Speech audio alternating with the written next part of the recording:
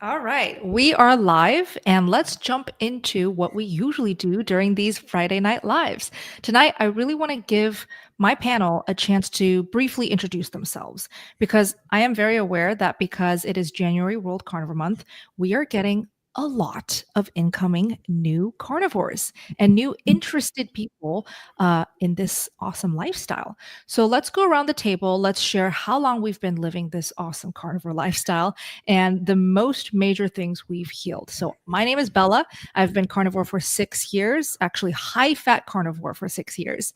I've completely reversed eczema, psoriasis, rosacea, cystic acne, and brought back my period. Coach Raymond, go ahead.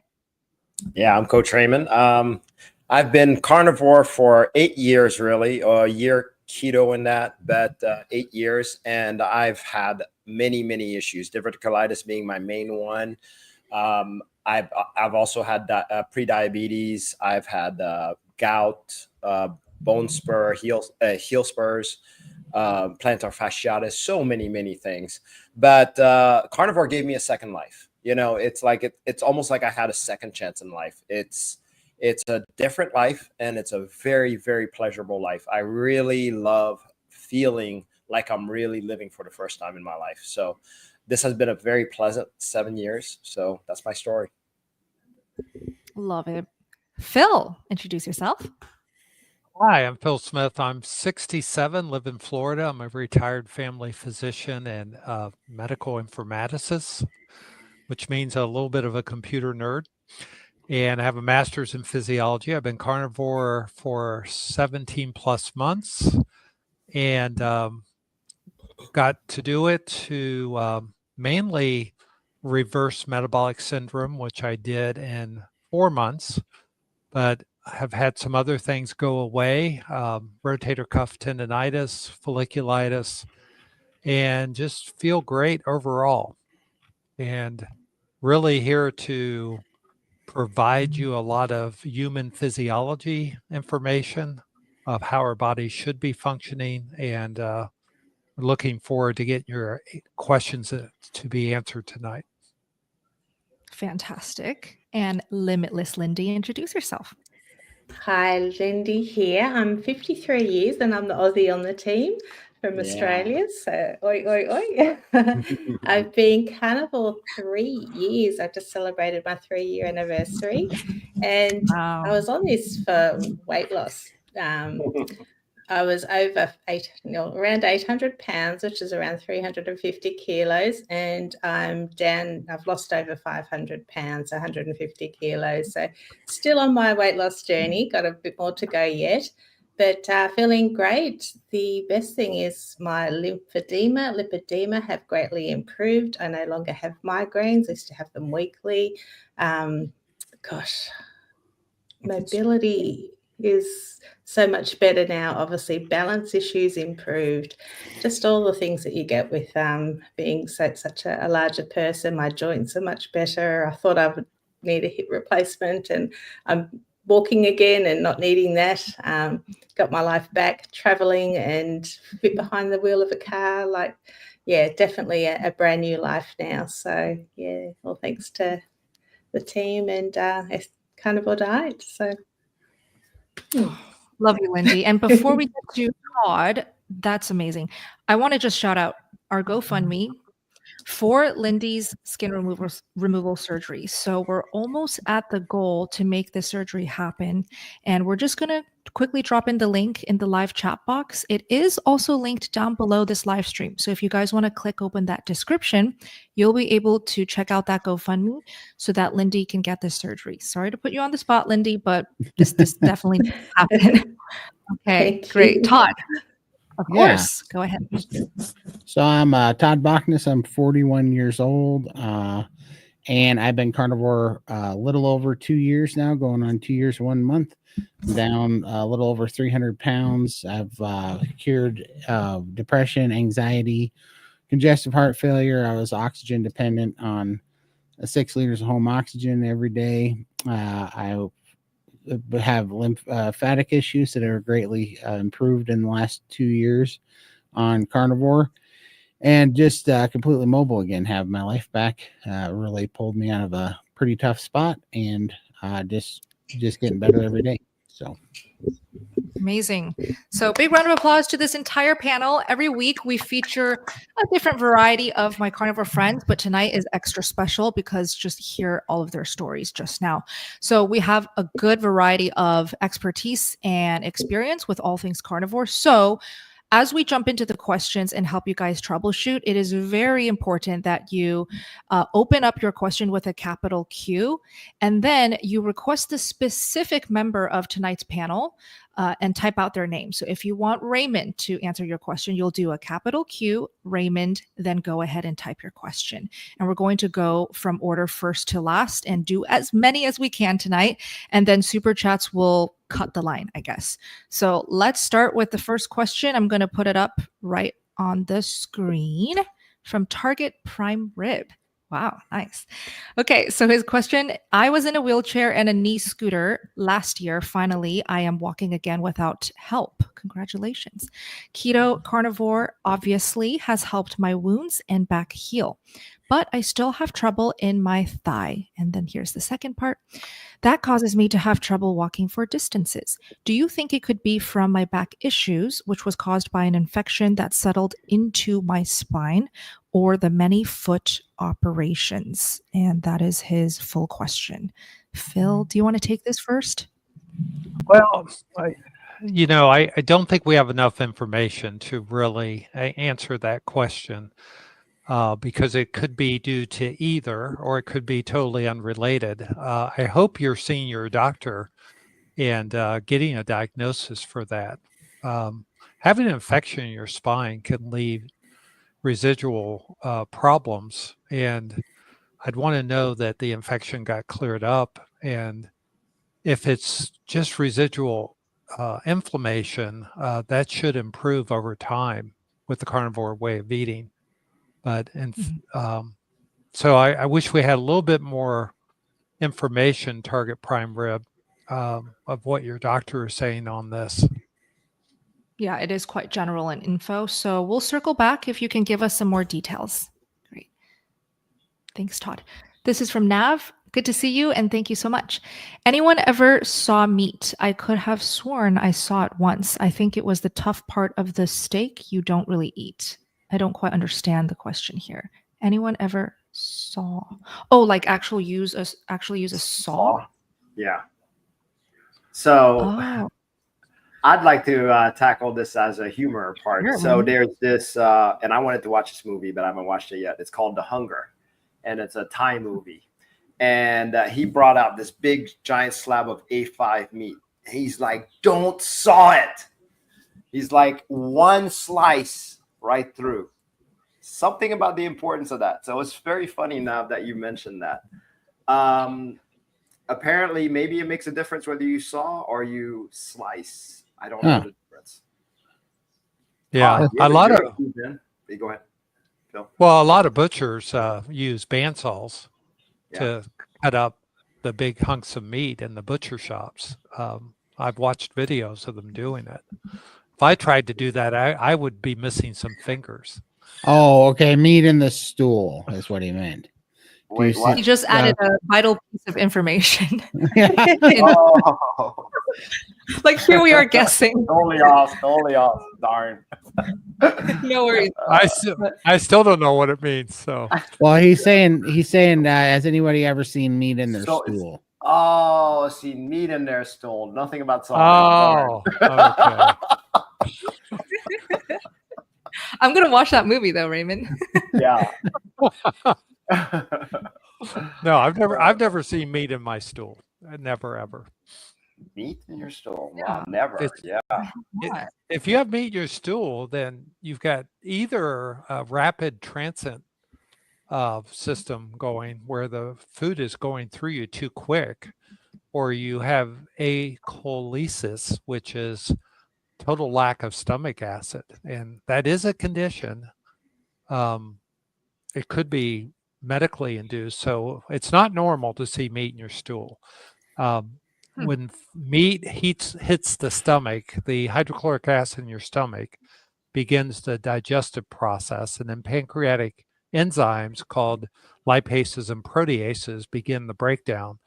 And in the small intestine, most of that, all those proteins and fats and any carbohydrates are absorbed. And by the time it gets to your colon, nothing should be recognizable if it's digestible. So if you're not digesting meat, that typically points to achloresis, which is lack of stomach acid, or a short gut from surgery would do it. And if things are moving through your intestinal system too quickly due to an issue, those would be the three things that I would say. And I would be worried that there might be, I mean, there are rarely, I mean, a person could shed a colon polyp and it could appear like meat in your stool. And if you're age 50 or higher, you know, I would recommend you see a doctor and get a colonoscopy done. Okay, perfect. Hopefully that helps, Nav. Hi, Caleb. Caleb is back. So good to see you. And Caleb, by the way, just started his own YouTube channel where he will be sharing and documenting his carnivore progress. He just turned 16. So this is a very important channel that we can all support. Yeah. Okay, Caleb says, Bella, how are you so confident on camera? I'm not, but thank you. It makes me pretty nervous to be on camera. Well, okay. So I literally was talking about this with Lindy and some of the team the other day where I said, my first time being in front of a camera to film my first ever YouTube video for my channel, it took me at least 100 tries to make that video happen. I was stuttering every other word, feeling so uncomfortable, awkward, like an idiot, all of it. Like I couldn't even look at the camera because it felt so unnatural, and that's normal. Can you imagine someone films their first video in front of a camera and they're perfect at it? That's a bit off, right? So you want to just feel like you are talking to a friend. Pretend you're talking to your brother, your little sister, right? And you're teaching them how to go carnivore, or you're telling them about your carnivore progress. That helped me a lot, is to just imagine I'm speaking to a friend. So absolutely, it takes a lot of practice, okay? So practice, try your best, and imagine that you're speaking to a friend. Can't wait to watch your videos. Bella, how did you get over the perfection mindset? Like it had to be perfect before I got it out. I mean, well, I don't think I ever have, to be honest. Like it's still very much there, a part of me. But I think, I don't know, for me, if I feel like I'm going to put out a video, I want to make sure at least that I'm putting out something that I truly care about. And that's what really carries me throughout these years, like posting videos over and over and exploring new topics, is I care about this so much. And every single day I get DMs and comments about how carnivore has touched other people's lives, people that I don't even know. I realize quickly that I'm part of something way bigger than I think. It is a huge movement, and it is changing lives, and it's changing our future. Yeah. I love that. So I want to add that it's very hard to watch yourself on camera. When I go back and watch an interview, the recent one that I did with Raymond and Bella, and it's just like, oh my goodness, my head's bobbing all over the place. My eyes are closed. I mean, it's easy to be critical of yourself. Mm-hmm. So I think the most important thing is to talk about things that you know about, as opposed to things that you have a casual awareness of or you just found out about. So when you talk about something that you're passionate about, it really doesn't matter how imperfect your presentation is if the content is great. So I would encourage you, Caleb, to do great content and something that you really are familiar with early on, and you will grow as your knowledge comes. Yeah. That's fantastic advice. Yeah. Todd, do you have advice for Caleb? don't listen to yourself on camera. When mom plays my YouTube videos in the living room and I can hear my voice, it drives me insane. I'm like, how do people listen to this? Shut them off. I don't like to hear the sound of my own voice on camera for some reason. But as long as I don't see that, then I'm fine, because I just am blissfully ignorant to how it sounds. I guess a lot of people are that way. I found out they don't like to hear themselves speak on recording, but there's something about it that is just nauseating to me to listen to myself on camera. But after that, I 100% agree. Just doing, just having a conversation. That's why I've never been able to really make videos, but I do live streams, because I'm just talking to you guys. You guys are just my friends. I'm just talking to you guys. And it makes it really easy. That. Way more fun. I agree. So I'll give you a little physiology on that, Todd.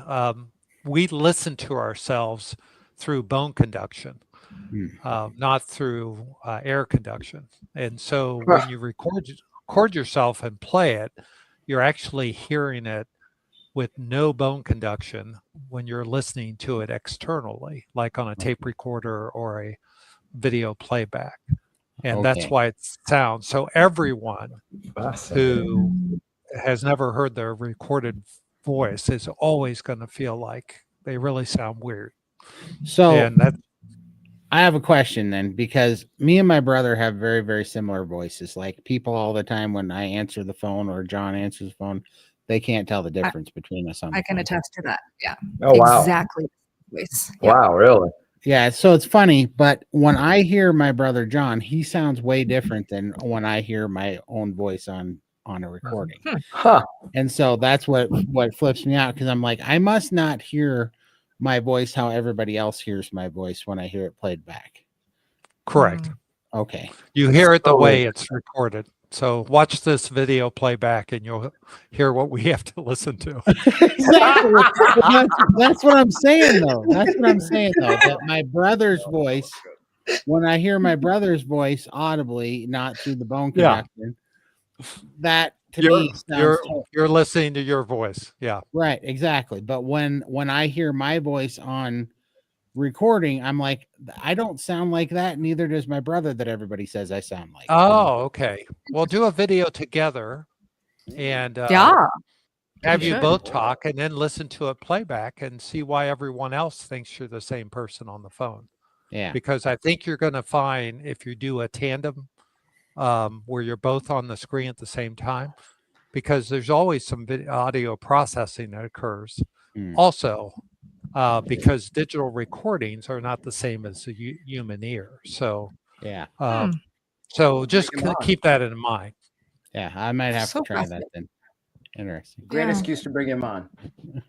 How's that for useless knowledge? Exactly. Useless knowledge. You're all a little dumber for having listened to us talk about that. Awesome. Okay, so we've got another one from Nav. Thank you, Nav. It was the tough part of steak that I saw, and I think I also saw butter in his stool. And funny you mentioned acid. I was thinking of asking about taking betaine HCL. I do have IBS and have had IBS for a while. I got a colonoscopy a while ago, so maybe the HCL can help. What do you think, Phil? Yeah, well, obviously what we call the collagen or gristle of a steak, may not change in appearance, but the muscle of the steak should definitely change in appearance. But if you eat like 3 ears of corn, you're going to see corn pass through your colon, and you're still going to see kernels of corn, because humans don't digest cellulose, and we don't digest bone, and we don't digest big pieces of collagen or cartilage. So yes, but I don't call cartilage meat. I think of meat as being the muscle part, the red part or the white part of the chicken. So I'm sorry if I misled you. I doubt if you've been carnivore for a while, you don't need to add betaine HCL just because of that, unless you're having GERD or something like that, which is gastroesophageal reflux. So yeah. There was a question that cycled through also. I want to make sure we answer about the CKD. So Yeah. And after you're done Got it. commenting. Yeah. And we got Got one it. more Yeah. of these and then. Okay. Wait, Cisse, where are we? welcome back. Thank you. Do you guys see it, the question? Yeah. Mhm. Okay. So Cisse says, is there any way to lower cholesterol without taking statins? Not a big fan. Oh, by the way, shout out to Phil. I posted a video where he talks extensively about statins and also an update on his own carnivore journey. And it is a fantastic presentation / interview video. I highly recommend you guys watch it. It's on my videos tab. But Cisse, good question. I'm going to first have Phil tackle it, if you don't mind, Phil. Okay. No, I don't mind at all. Now, when we talk about lipids, we talk about total cholesterol, LDL cholesterol, HDL cholesterol, and triglycerides. And ideally, we want to have our HDL cholesterols tend to go up on carnivore. Our triglycerides tend to go down on carnivore. And our LDL cholesterol and total cholesterol tend to go up on carnivore. Now, those are all favorable changes to us when those things happen. The HDL cholesterol, when it is low and when the triglycerides are high, that's usually an indication of some type of insulin resistance, which means metabolically your liver is not as healthy as it could be. And you want to improve those, and carnivore way of eating will do that. If your HDL is high and your triglycerides, and by HDL high, I mean 50 or higher, and in women, healthy women, we often see HDL cholesterols in the 90s. I've seen a couple over 100. And triglycerides, we want under 150, but we see many carnivores whose triglycerides go way under 100. I think, Bella, yours was 14 one time, which I've never seen before. You're the first one I've ever heard to have it less than 20, but under 100 is totally good. Those are actually favorable metabolic things and do not actually are protective to the atherogenic process, or the process that is we call clogging of arteries, the bad health things. Now, LDL cholesterol is very interesting because not and not all LDL is created normal, created equal. There is a large fluffy LDL cholesterol particle that actually goes up when you're fat adapted. And when you're fat adapted, that LDL is carrying fat around as a fuel source, because when you're fat adapted, you aren't producing as much glucose, and you need that fat to be in circulation so the cells can use it. But before you're fat adapted, early in your carnivore journey, your LDL often goes up because your body doesn't know what to do with it. And the longer you're carnivore, the better your LDL cholesterol will get. But in that first year, you may see it go up. And when it goes up, your total cholesterol goes up. It may freak out your doctor. And if you don't have any existing cardiovascular disease, coronary artery disease, you should see that as an adaptive process and not a worrisome process. But if you have had a heart attack or have known atherosclerotic plaque, it's a little different situation. But again, it's a factor that there's so many factors you have to take in consideration on whether or not you need to worry about that number, because it is a number. And that's what my more recent interview with Raymond and Bella is all about. So I hope you watch that, because statins, everyone thinks of statins of lowering LDL, but they have some other actions in the body that may or may not be helpful for a subpopulation. But a lot of people are taking statins just because of a lab test. And the research is questioning that, because you also have to look at the potential side effect of taking a statin, which is inflammation of the liver, muscle injury. And there's some other things that occur in a small subpopulation, like mental acuity loss in that. And some people get metabolic syndrome or insulin resistance while taking a statin, and that they didn't have before they took the statin. So if you do end up getting prescribed a statin, number one, know whether or not you're in that category that will get benefit, because many people taking statins,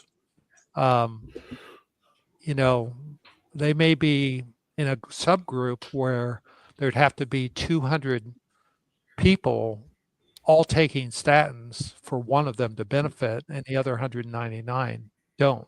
And I talked about that in a video I did with Bella and Raymond about a year ago. So if you just search for me in the Steak and Butter Gals YouTube catalog, you'll see both those interviews.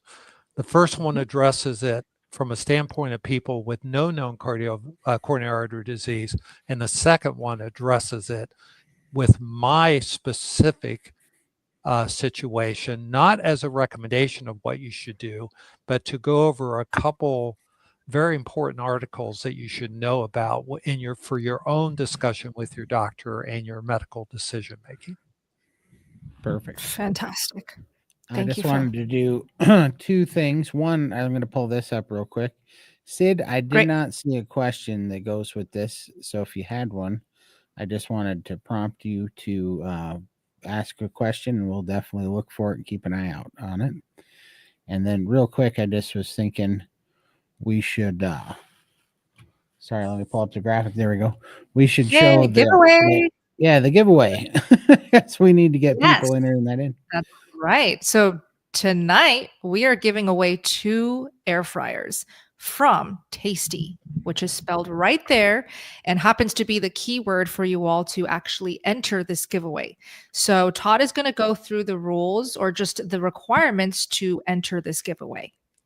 Yeah, so you just whatever channel that you're watching from, just subscribe to that channel, like the video, and then put hashtag tasty, just as you see spelled here, which is all capital hashtag TASTEE, and comment that. And then for every channel that you go and follow and comment on that channel, which is all in the description of these videos, you will get an extra drawing. And in 30 minutes, we will spin the wheel for all the entries, and somebody's winning a Tasty air fryer. So Yeah. And then we're going to do it again, the second one. So later. it's hashtag tasty, not just tasty, right? Yep, hashtag tasty.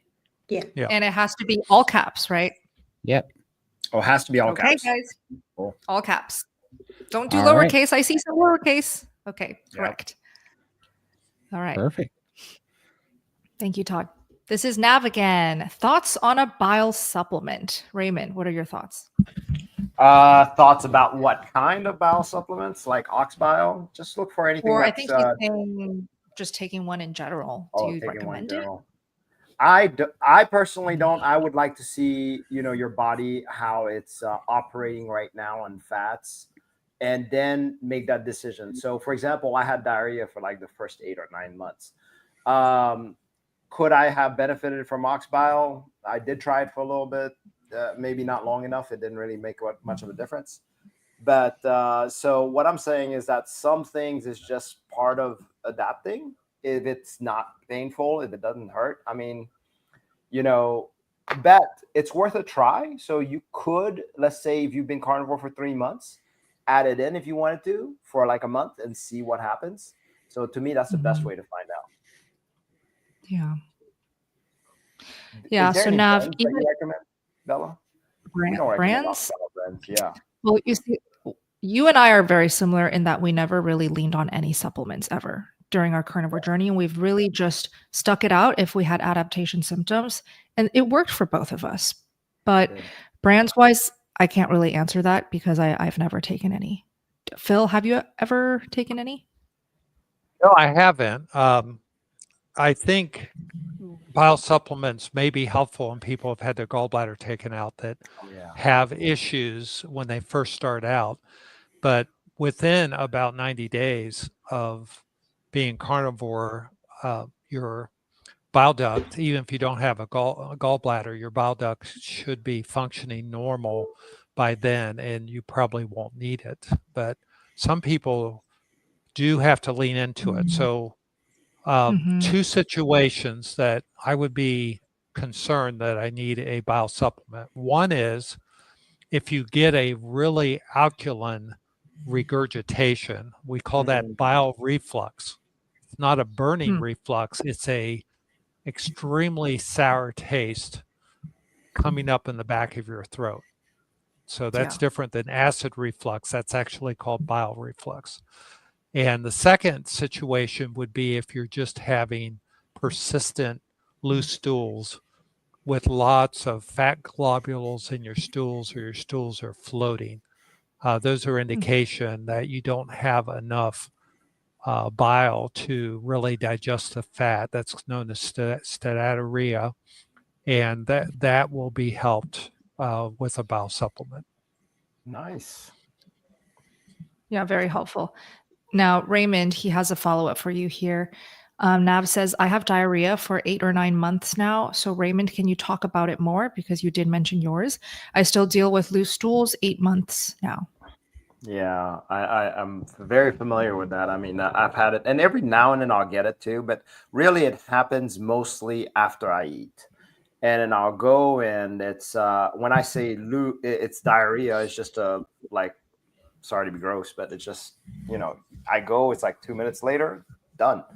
So that didn't bother me. It's just, and it wasn't much, but it's enough. It was diarrhea. And now, when I deal with clients, though, I do make sure to be careful with explosive diarrhea. So that's a little different. And I've had that too. Now, with explosive diarrhea was different because I always felt like I was very drained afterwards. So I knew that consecutively having that type of diarrhea would be a big no-no. But just to give you hope, 9 months later, it was kind of, just getting regular, and it would be in and out. And then, solid stools were the norm after a little while. So as long as it didn't bother me as far as pain or the feeling of I barely noticed it. So I didn't worry about it. Yeah. So I would be concerned about lactose intolerance in someone that's having loose stools. So always consider that. Are you able to digest milk protein? So have you done a couple weeks of no dairy, milk, cream, heavy cream, and just 2 weeks straight of totally eliminating that diet from your diet and see what happens. Butter, most people can tolerate and digest okay, even though it's made from butter fat. But I would try that, and sometimes cutting down or increasing the frequency, but cutting down the size of the feeds of your meals for a couple weeks, just as an experiment too, might help. That's awesome. Awesome. And now, Sid, thank you so much, Sid. We got Sid's question now. Perfect. Welcome, Sid. So Sid says, hi all, I have trigeminal neuralgia and eczema. You got that. Oh, great. Thank you. That's nice. I started Lion Diet. I started Lion Diet 3 weeks ago in the hopes that it will help me. Also, is it too soon to see any improvements? Phil? I have a feeling I'm going to get this one too. So let me explain for everyone what trigeminal neuralgia is. So you have 12 cranial nerves, and those are your special senses and the nerves that supply feeling to your and motion to your face, but it's also your hearing, your eyes, your taste buds, everything above the neck, pretty much are cranial nerves. And the fifth cranial nerve has 3 branches. It's known as the trigeminal nerve. The top branch provides sensation to your forehead. The second branch of the trigeminal nerve supplies sensation to your mid-face, and the lower one, your lower jaw area. That's the third cranial, trigeminal. So we call those V1, V for the Roman numeral 5. So we call it V1, V2, and V3. Trigeminal neuralgia is an inflammatory process that we don't know why people get. And it's typically manifest by extreme pain, typically in the V2, but I have seen it in V1. And it's also a very common complication of a shingles infection, but we've seen people get it for no reason. Eczema is a skin condition that occurs either as infantile eczema, which is associated with kids that develop asthma, and then we have adult eczema, where the skin is very dry and flaky and very rough. Both of those have an incredible amount of inflammation as their etiology too. And I think you made a really good decision going on the Lion diet, because that is one of the most anti-inflammatory aspects of carnivore, of what you can do. Now, the question is, how soon will I see improvement? That no one can predict for you. With healing a peripheral nerve, the general rule of thumb is you heal about 3 millimeters per week. And so when you have an inflamed nerve, you have what's called the ganglion of the nerve, which is the body of the nerve cell. And then you have what we call the axons of the nerve, which are what extends to the part of your face you're going to. So fortunately, trigeminal nerve is shorter than like the sciatic nerve, which has to go all the way from your spinal cord around your tailbone all the way down to your toe. The trigeminal nerve has only about 4 inches at max to go. So if we use that for calculations, we would anticipate you to improve at about 3 to 6 months and start seeing some gradual improvement. It's not going to be night or day. It's going to be one day you're going to wake up and say, wow, I'm having a good day.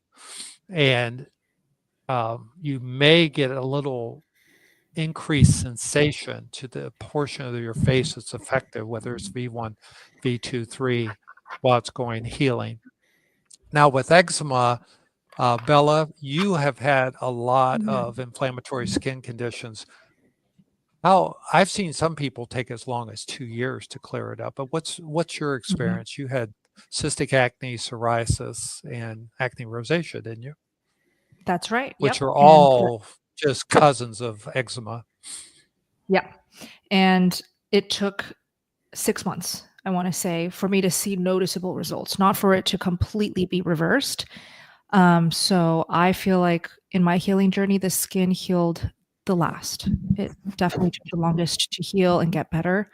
And I also grew up with those prescription topical creams, and I needed to lean on those just to be able to like keep it at bay and not itch all the time. So from prescription creams all the time, ever since I can remember, to not needing it at all and never having an issue, that is life-changing.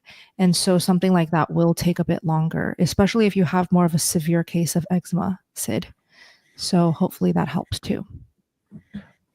On the neuropathy part, I want to relate on that. So as far, well, I guess that's what you kind of could consider it nerve damage. So I used to have like a foot neuropathy where I couldn't feel my foot. I guess tendency for my pre-diabetes. And then all of a sudden I started noticing these weird tingles first. And I think we talked about it, Todd, where you noticed the same thing, right? For sure. And then now I feel all my toes. So it's really interesting. But it was pretty bad at first because those tingles were really weird. Yeah, the telltale sign of that was that I bought that pad that shoots electricity into your feet to make the nerves, the muscles tense up. Oh, yeah. And I thought it wasn't working. And then I thought it was because I had dry skin. So I got my feet wet and put it on there. And that thing, I couldn't feel anything. And I had it cranked up to 20. And I thought, well, this thing's not working. I put it up on my desk and I put my forearms onto it, and that thing lynched me up. I mean, it was like getting hit by a strong horse fence when I was a kid. So what I realized though was that my nerves weren't even, I wasn't even able to get shocked in my feet because the nerve damage was real, was so prevalent or whatever. But after 6 months, I started being able to get the muscles to cleanse up again through that little nerve pad. It was kind of crazy. That was kind of an interesting little thing. It would be interesting. You've heard of phantom pain where people have amputations and they still feel the limb and they have pain in the limb that's not there. Yeah. I would love to know if anyone in the carnivore community has unfortunately had an amputation at some point due to diabetes or whatever, and whether or not phantom pain would go away. True. I've heard quite a few cases of trigeminal neuralgia going away, so I'm very encouraged by that. You'll get a lot of advice about taking additional B vitamins and things like that too. And, I think that, that there's not going to be any harm in doing that. I don't think you really need to do it. I think if you're carnivore, you're going to get all the vitamins you need. So, but some people just do it because it gives them something to do. And Right. a lot of people develop neuropathies due to vitamin deficiencies. But if you're really truly a carnivore, by the way, I just had got my result back Wednesday. I had my blood work that I talked about I was having when we recorded that recent interview 3 months ago. And I've been off the vitamin D. Remember, pre-carnivore, I had a vitamin D of 8. Right. And I was taking 5,000 units a day for several years. And in November, after being carnivore for a year, I decided to stop the vitamin D and supplement and see what would happen. And my vitamin D level came back 58. 58. I That's think, amazing. which is That's incredible. really good. Yeah, it's the highest I've ever had. So I was pretty pleased with that. So with no vitamin D. That's with amazing. no vitamin D supplements. Yeah. So I thought that would be helpful to share with people. Okay, it's just one more thing I got rid of. Yep. Yep. Wow, That's awesome. Amazing. Congrats. Okay, moving on. This is Lark's Homesteadish. Welcome.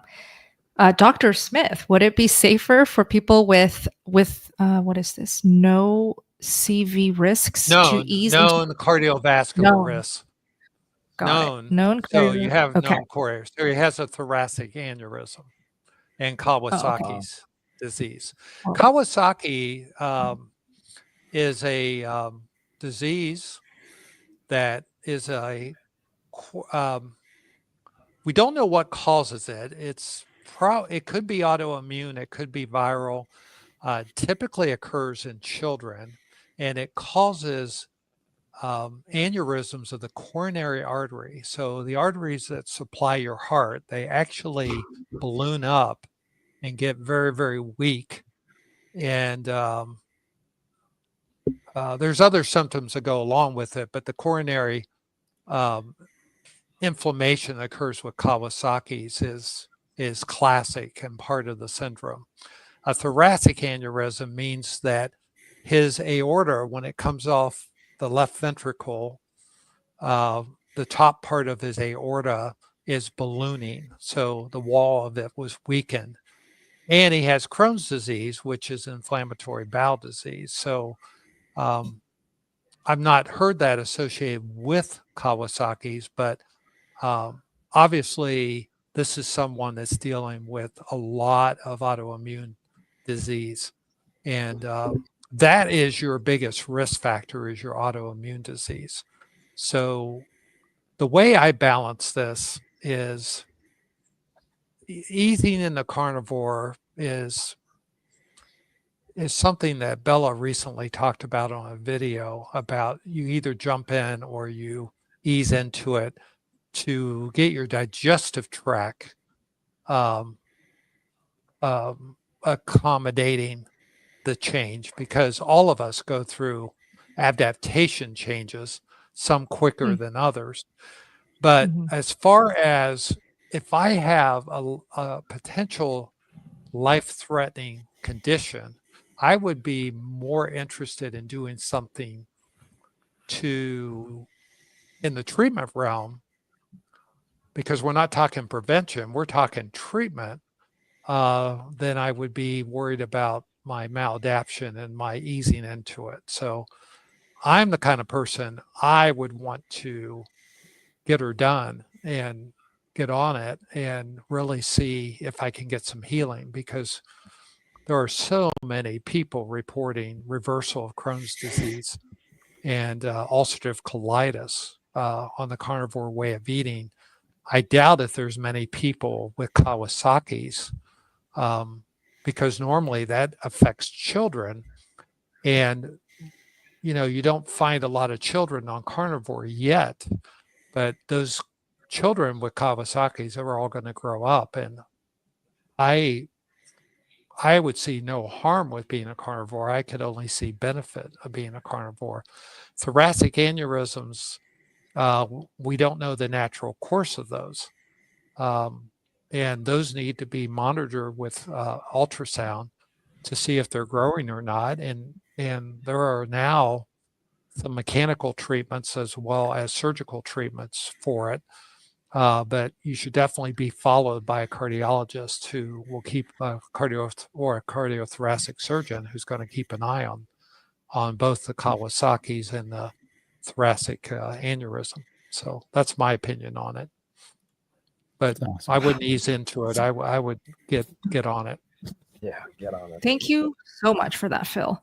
By the way, let's just give some appreciation for Phil. I feel like there's never enough shout outs for Phil because, yes, round of So applause. much appreciation. I mean, it's amazing to have a Well, doctor of your quality here. Yeah, I appreciate that. Okay. And I'm not here to be a carnivore expert. I'm here to be a carnivore who has a master's in physiology and an MD degree. And, Yeah.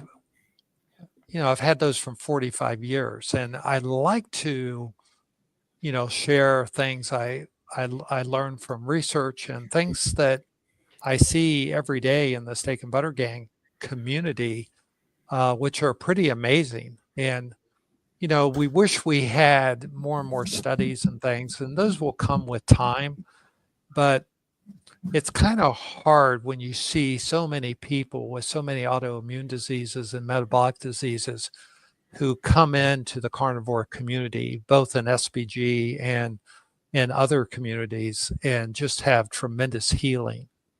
And, prior to diving into this myself, these are levels of healing that I would not have anticipated from my medical training. Well, that brings up a good question, Phil. I wanted to bring this up earlier. Did you see this one?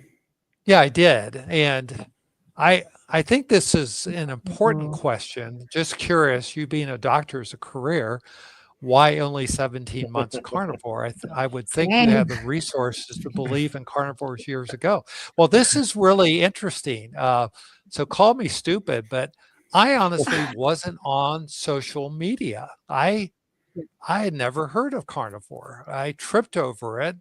I was diagnosed with metabolic syndrome, and I knew I had to do something. So I immediately went on a ketogenic diet, knowing that all the research that ketogenic diets are the best thing you can do for metabolic syndrome. And there's lots and lots of studies in the medical literature.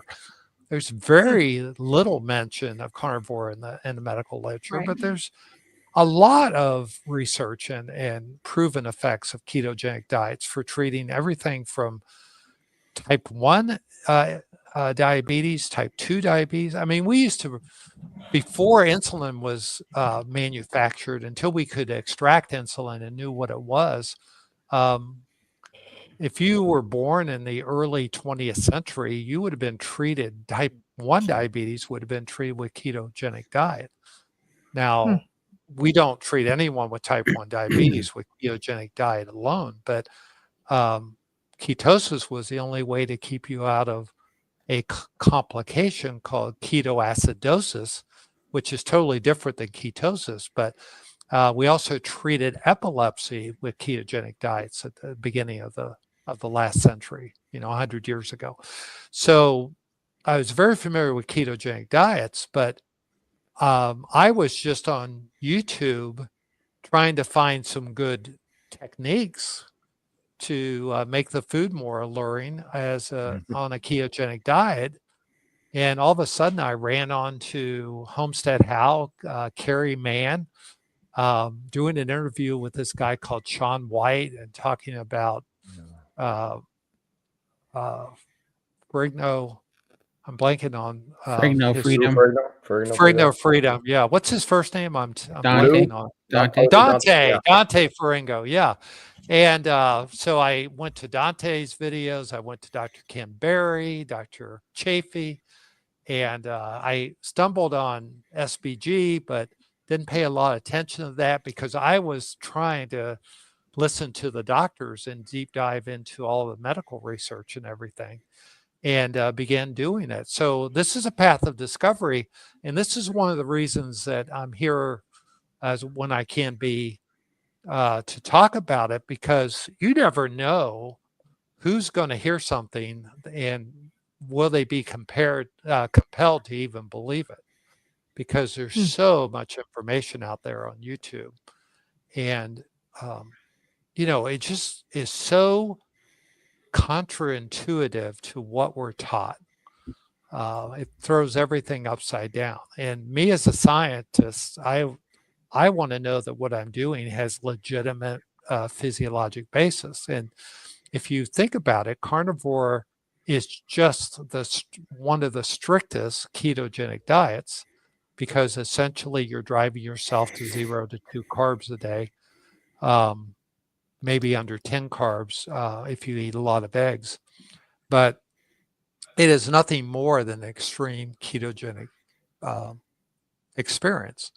And what we see is many people get started with ketogenic diets, start to get some improvement in their health, but then when they ratchet it down to full carnivore, they have dramatic improvements in their health. So, and I look at Todd and Lindy, who started over 700 pounds, and you think about, I'm inspired by them because you don't think about the lifestyle of a 700-pound person, that you can't even anticipate sitting in public on someone's chair because you don't even know if it's going to hold you, and you can't get into the car, and you can't, the stigma attached to it. And to see someone like Lindy, who's, reduced 500 pounds just eating meat. I mean, it's unbelievable. And then you look at Bella's case history and Raymond's case history,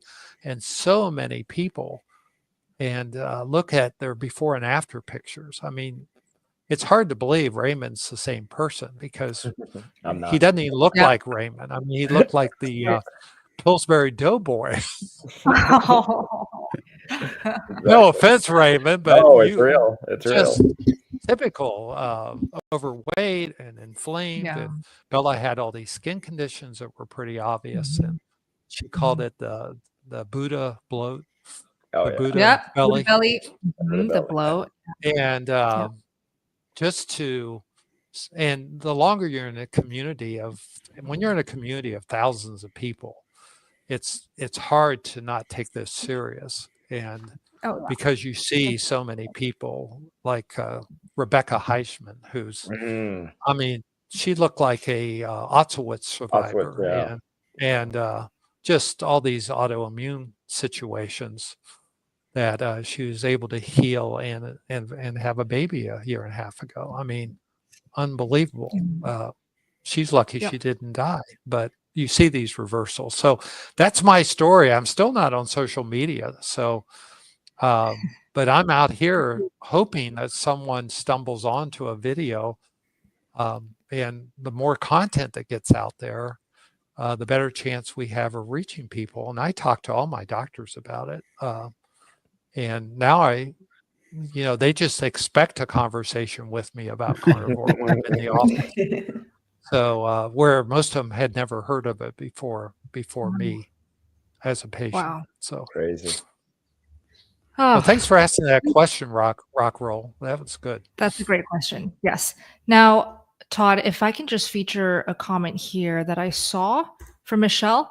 Just wanted to let you know that Dr. Phil Smith's link to his website is not working. So that link should work now. And just a heads up, that's just the Steak and Butter Gang link that he wanted to link his contact to. So just so you all know, like Phil said, he is not on social media, but he is in the Steak and Butter Gang community. And I just want to shout out Phil extra tonight because we don't get him every single week on these Friday night live streams.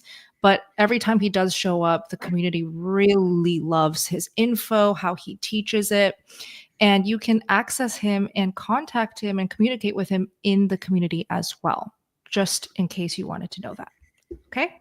And we have a lot of fun in the community. I mean, we all It's the get to know best. each other, and it's just really fun to be part of a community because I call us all contrarians. We are doing what the average person won't do in order to have what the average person will never have.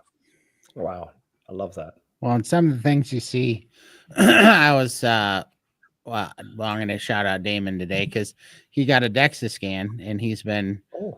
doing this a couple months with you guys now. And he was a little bit, he was hopeful, but he's an OBS guy. And he told us today he got his new DEXA scan and he lost 10 out of 11 pounds of visceral fat. He only has 1 pound left in just 2 months of priming.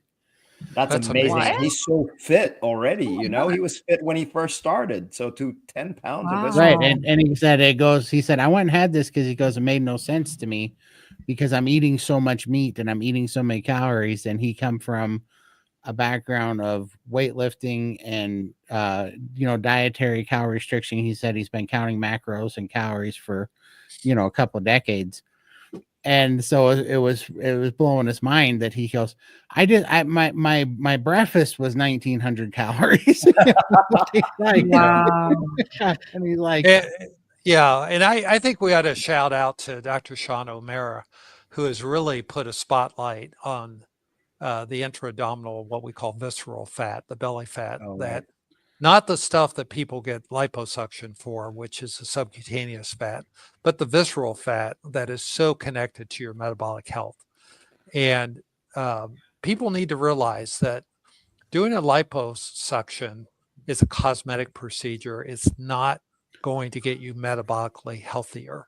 Right. But that visceral fat is part of your visceral metabolic syndrome that you just want to get rid of, and to as much as you can, because if you have a lot of visceral fat, you may actually have fat invading your organs, which are impeding the function of your liver and your heart, your muscles, and a lot of other organs in your body. So just a thought. So shout out to him.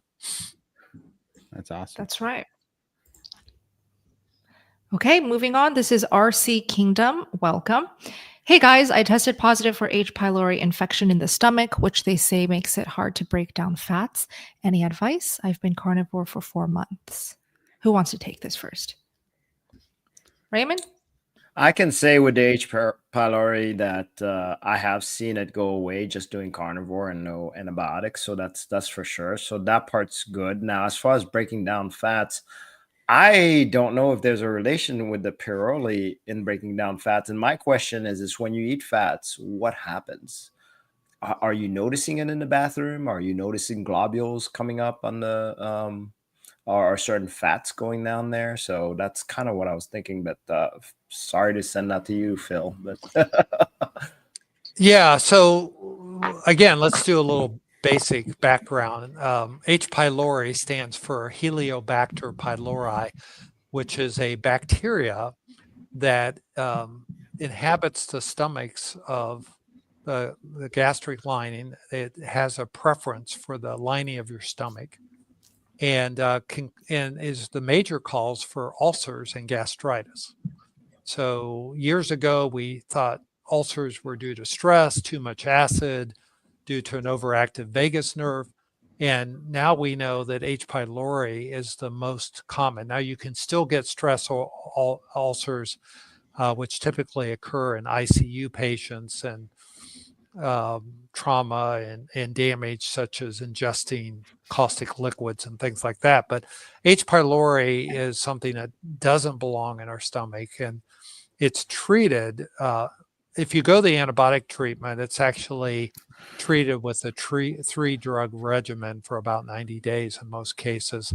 It's diagnosed with a breath test, although it can be diagnosed by a stomach biopsy. So often it's found when they do endoscopy or look down at the stomach with a fiber optic telescope, and they do biopsies of the stomach, and they have to do special stains for H. pylori to see it, which is why we didn't know about it back in the 70s when I was training.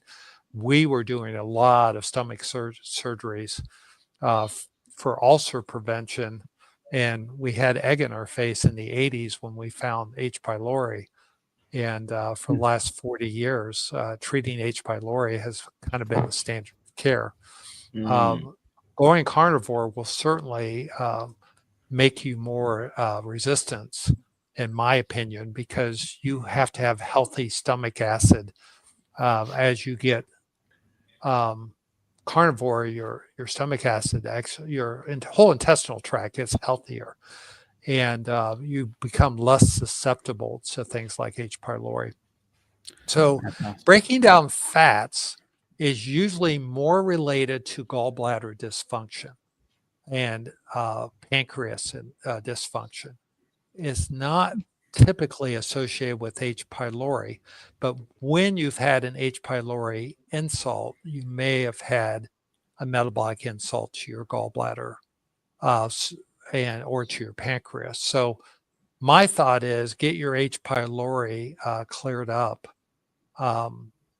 Being a medical doctor, I'm going to recommend the antibiotic therapy, but a lot of people in the carnivore community use natural things to treat it.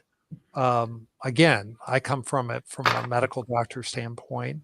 I would rather eradicate it and get on with my life and then get everything. But see, vegans and vegetarians are going to approach this different because they're more worried about the biome and things like that, and they're worried about the ill effects of antibiotics. But carnivores actually care least about the biome because it's not critical. All you need is good stomach acid, good proteases, lipases, and amylases to stay in good metabolic health. So I would treat you as someone that has biliary dysfunction or gallbladder dysfunction. I would get the H. pylori resolved, do a breath test to make sure it's resolved. And while you're doing that, cut your meals size down, make them more frequent, and slowly increase fat and see how you do and retrain your biliary tree or your gallbladder and your common bile duct and your pancreas to be able to build its functionality to be more normal. So that's what I would do if it was me. But I think a lot of people in the carnivore community are so against doctors and against antibiotics, and I think it's unfounded for infectious diseases. But I'll put up with the trolls because that's just my opinion. And there's a lot of people in the carnivore community that do get healthy and fix infections without antibiotics. But I'm just not one of them. So I'm just going to call it like it is. So I want to say just because you said that, my wife actually got H. pylori, and she did one of those tubing things. They put her out and looked into it. And then that was around the time that she was also going to Machu Picchu and all that, and she wanted to get healed really quick. So I got her. She did it for 2 months, and that H. pylori it's like it was never there. It's weird. It was like totally gone. But the treatment that they told her that she was going to have, it was like 3 months, just like you said, 3 months antibiotics, and it was a very, according to them, it was a very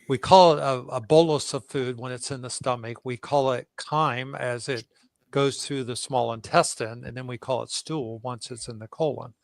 So when you've had your colon removed, you have something, in most cases, if you don't have a colon pouch that was created, you have something called an ileostomy, which is where they plug the third part of the intestine, the last of it, into your skin, make a little pouch, and you have to wear a bag. And so you have a lot of watery stool because you're not reabsorbing the water.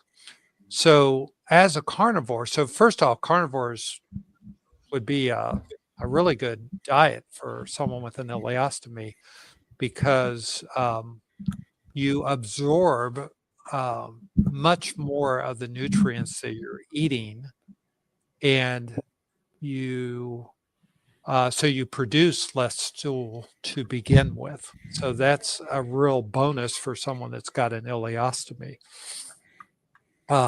So the second thing is, again, you have to get your body adapted so that you can get that digestion at the front end of the digestive tract to be as optimal as you can.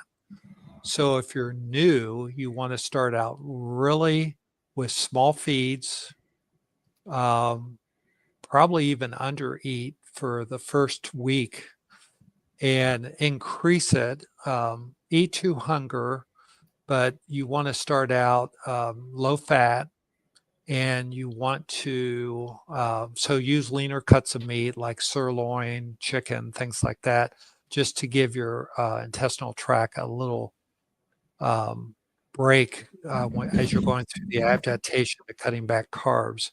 And then you want to increase the volume of food. And I would do it measurably over the first 3 months, because you want to get up to normal amounts of meat, which is typically about 1.5 pounds for females and about 2 pounds or 3 pounds, 2 to 3 pounds for males. But I would start smaller than that when you first start out. And you're just trying to get yourself adapted, knowing that you're always going to have loose stools because there's going to be more water in it. But you don't want to hit yourself with a lot of fat right on, because that increases your motility, what we call the peristalsis, and lowers your transit time, which means everything goes through quicker. You really want to go through smaller, and that's why you start with less fat and slowly titrate it up so that your body has time to adapt to that. Awesome. All right. It's time for an air fryer giveaway. All right, guys, here we go. Good luck.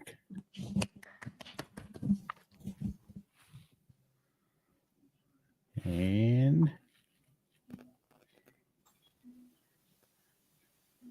Ruth. Yes. Okay. Congratulations. Do we know Ruth? Is she an SPG? Are we familiar or no? I don't know her. I don't know if it's that Ruth. We know a Ruth, but I don't know if that's her. Okay.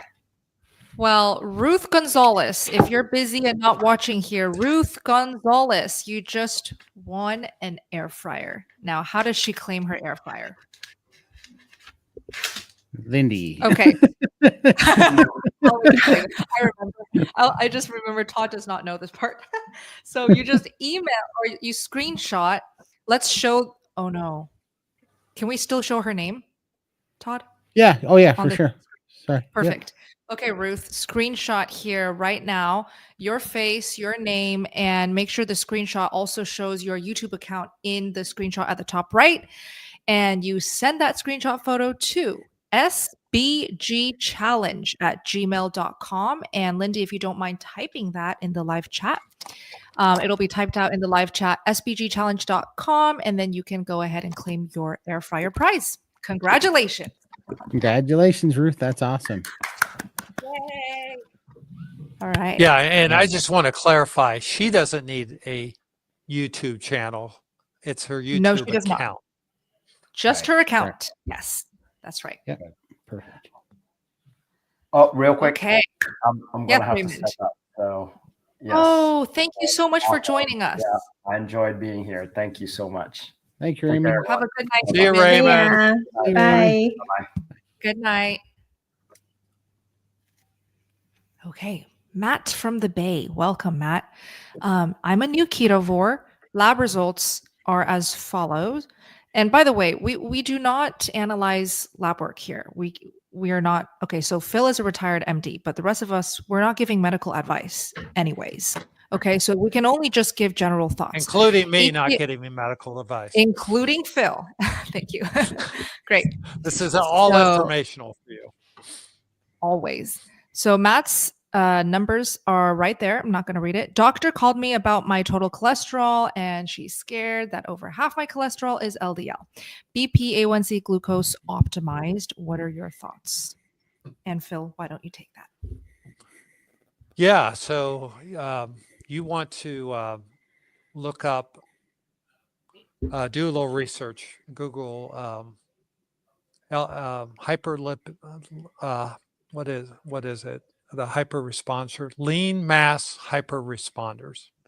And you're looking for articles by Dr. Feldman, Feldman, and he has some YouTube presentations out there, and that will give you some really good information to go in, and perhaps you might want to print some of Dr. Feldman's articles from pubmed.gov, pubmed.gov.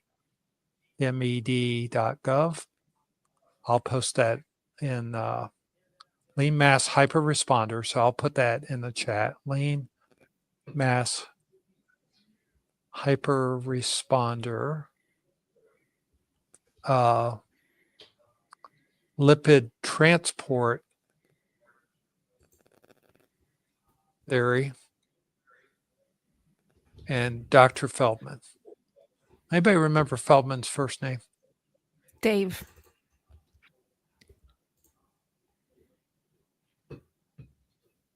Okay.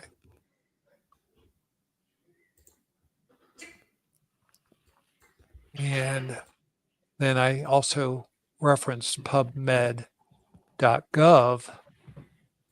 which is the where all the medical literature of the world is stored at pubmed.gov. It's a great place to go in and do a search. It has its own search engine, and you can put in terms like that I put in the chat. Did that show up for you guys? It did. Did that come through? Yep. Okay. Okay, great. But so on typically why you should be focused talking to your doctor about the fact that your HDL cholesterol is going up, your triglycerides are going down, and your LDL is due to fat adaptation, and have that discussion with them. And Feldman has some peer-reviewed articles, and this is an opportunity to educate your doctor. And there's a very good, lots of really good YouTubes out there by Dr. Feldman, and he's an ongoing licensed physician and researcher, and very credible. So That's awesome. Yes. enjoy. Right on. And we got to load up the next air fryer giveaway. Ooh. So Okay. this will be Beef. for the last air fryer drawing, but it's hashtag beef. So for the rules, if you have to be subscribed to the channel that you're on and commenting on, you have to give the video a thumbs up, and then you just have to comment in the comments here in the chat, hashtag beef, all capital letters. And as you see, people are doing it and the entries are going up, you'll be entered in. And then if you want extra entries, just go to all the YouTube channels that this is streaming on, and subscribe, hit the thumbs up, and also comment in their chat, and you will get extra entries. So there we go. Good luck. Okay. CSA for Dr. Phil. Can you tell what percentage of your MD colleagues embrace the carnivore lifestyle? We need this number to go up. Yeah, I don't go to medical conferences anymore because I'm retired. And that is a great question. I wish I knew. I would say it's probably 1% or less. So we have a lot of work to do in the carnivore community. to get Yes, we doctors do. engaged. I know in my immediate surrounding, people are starting to come to me and ask about it. And it was Awesome. funny that my dentist has a lot of patients in her practice now that are carnivores. So she's used to dealing with us, and it's kind of amazing. So That's awesome. Yep. Target Prime Rib just wanted to thank you and tell you I wrote some more. Hopefully it explains more. I have a hard time expressing myself. Ooh, did we catch Thank his you. comments? I think we did. Yeah. They were the first Good. comments that came up. Yeah. He also asked if there's an email he could send some info to. That's later Yes, on in the absolutely. chat. So we could probably use that sbgchallenge@gmail.com. Yep, absolutely. We can chat to you there. SBGchallenge@gmail.com. And we'll type it again for Target. Awesome. Appreciate you. Thank you so much. Lacey, anyone have insight on what I can do as a carnivore who has had RNY, revision from ulcers, and a vagotomy to stop acid? Am I losing out on nutrients? Phil. yeah, great question. So RNY stands for Roux-en-Y, which is a procedure that, oh my goodness, it was when I was a surgical assistant, a surgeon's assistant. I was a PA in surgery before I went to med school, and I spent 12 months in a teaching hospitals, and we were doing ulcer surgery like Roux-en-Y, like 3 or 4 a week. Because that was the standard of care. And now it's not done that often. But basically, they cut off 2/3 of your stomach and they leave one arm of the small intestine connected to the gallbladder and pancreas. And the stub of the stomach that's left, they connect, and it creates a Y appearance. And then they connect that new Y together and route everything into the small intestine. So you've literally separated your bile acids and your pancreatic juices from being the first thing that the food digesting sees when it leaves the stomach, because it's going through a different route. So this is where digestive enzymes are often needed, and because you tend to have a faster digestive transit time, you may have some issues with absorbing the nutrients. So again, this is where you really got to back off on the fat and take it very, very slow to heal the gut and the biliary tract and get it optimal before you push a lot of fat. So you don't, with a Roux-en-Y, frequent feed, smaller volume. And as you see that you're tolerating it, I usually tell people add a pat of butter to your meal once a day and do that for a couple weeks, and then do it to 2 meals a day for a couple weeks, and then 3 meals a day. And then if you're tolerating that, you probably have conquered it and you'll be in pretty good shape. But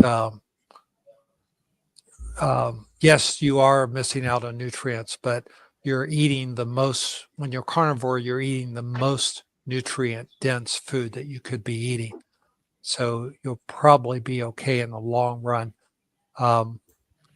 There are some people that develop vitamin B12 deficiency because of something called lack of intrinsic factor, which is a hormone, and it depends on whether when they took your stomach out, they left enough cells of your body to produce intrinsic factor, because they basically take out a lot of your stomach on that. So you do have to be checked for B12 deficiency, and some people have to go on B12 injections after a Roux-en-Y. But that's pretty easy vitamin to measure. That's awesome. All right, Gunther, welcome.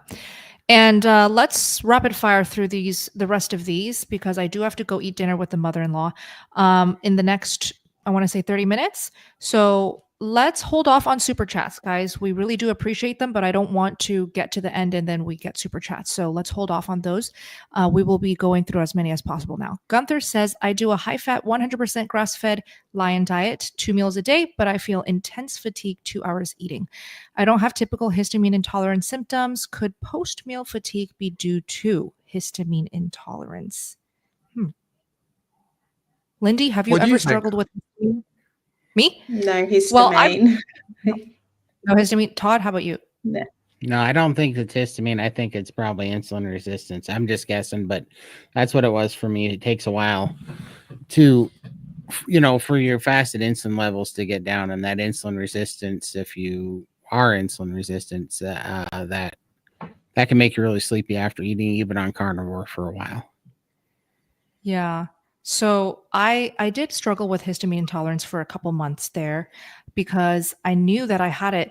When I eat aged meat, when I used to eat aged meat, my skin issues like the eczema and the psoriasis would flare up, and it would almost feel like I was having an allergic reaction. And there were some times where I would have legit hives.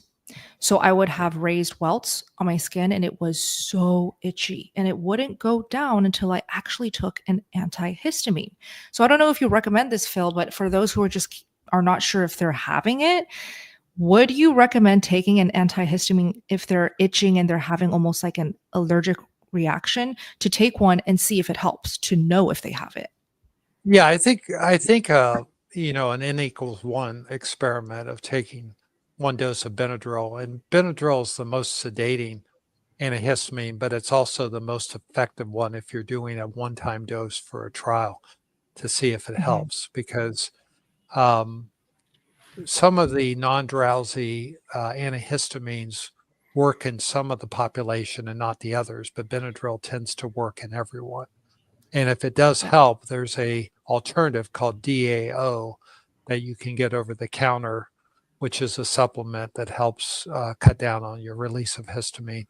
So it's a better alternative from an antihistamine, but the Benadryl test can be helpful unless you have what we call a contraindication or a medical reason, you like glaucoma, that you couldn't take the 25 milligrams of Benadryl. But that's a quick test. It's over the counter and it's simple to do. The other thing with post-meal fatigue, I'm always in the back of my mind wondering if the person could have obstructive sleep apnea. And is the person snoring? Is it possible you're not getting restful sleep? And then after you eat, your body is just wanting to rest, because there's nothing wrong with post-meal fatigue. In fact, Right. if you go to Spanish societies, people take a nap after lunch. It's very healing, and so you lean into it. But if you're really obese and you're a snorer, you might want to discuss, is this daytime drowsiness as opposed to postprandial fatigue, they're two different things. So sometimes people misinterpret what they're dealing with. Good point. Keep us posted, Gunther. Hey, Sid. Thanks for answering my question. I'm so glad I found you all. I feel better already. Sid. Well, we're so happy you're here and that you found it helpful. Come back every Friday, because we have these live streams every week and we want to hear from you. Keep us posted. Join the SPG gang.